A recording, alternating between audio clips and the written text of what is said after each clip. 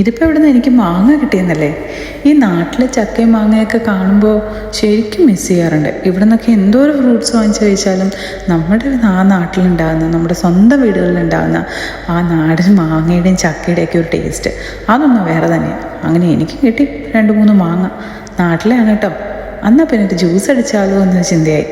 ഒരെണ്ണം കഴിച്ചു, ബാക്കിയുള്ളതൊരു ജ്യൂസ് വെച്ച് അഡ്ജസ്റ്റ് ചെയ്യാമെന്ന് വിചാരിച്ച്.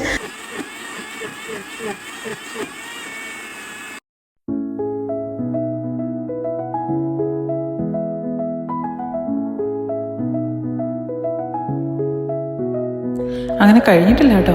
മാങ്ങ മാത്രം ജസ്റ്റ് ഒന്ന് അടിച്ചെടുത്താണ്. പിന്നെ ഇനിയാണ് നമ്മൾ ഇതിനകത്ത് സാധനങ്ങൾ ചേർക്കാൻ പോണത്. ആവശ്യത്തിന് പാല് ചേർത്തിട്ടുണ്ട്. പിന്നെ ഒരു ഐസ്ക്രീമും കൂടെ ചേർത്ത് ഒരു ഷേക്കാക്കി അടിച്ചെടുക്കാമെന്ന് വിചാരിക്കണേ. ഈ ചൂടിന് ഇച്ചിരി തണുപ്പൊക്കെ ഇഷ്ടമില്ലാത്ത ആരോളെ. പിന്നെ വാനില ആയിരുന്നു എനിക്ക് ഐസ്ക്രീമിൽ ഏറ്റവും ഇഷ്ടമുള്ളത്.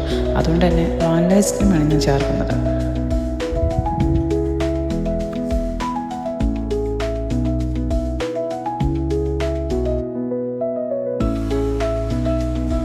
ഏജ് എത്രയായാലും പ്രശ്നമില്ല. ഐസ്ക്രീം ഇഷ്ടമില്ലാത്തവരാരും ഉണ്ടാവില്ല. അങ്ങനെ ഐസ്ക്രീമും പാലും ഒക്കെ കൂടെ ചേർത്ത് നമ്മുടെ ജ്യൂസ് ഇവിടെ അടിച്ചെടുത്തിരിക്കുകയാണ്. ഇതിൽ കാണുന്ന പോലെ തന്നെയാണ് കേട്ടോ.